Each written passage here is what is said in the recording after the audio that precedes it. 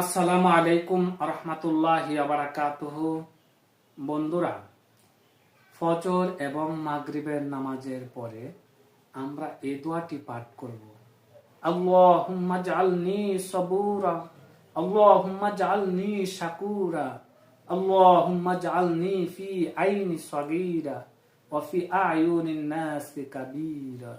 এই দোয়াটা পাঠ করলে আল্লাহ পাক রব্বুল আলামিন আমাদেরকে ধৈর্যশীলদের অন্তর্ভুক্ত করবেন, তারপর শুকরগুজারি বান্দাদের অন্তর্ভুক্ত করবেন। আমার নিজেকে নিজের চোখে অনেকটা ছোট ভাবার তৌফিক দিবেন, অন্যের চোখে আমাকে অনেক বড় দেখাতে সহায়তা করবেন।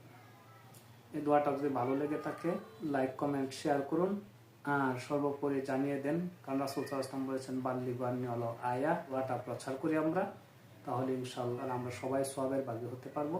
আসসালামু আলাইকুম ওয়া রাহমাতুল্লাহি।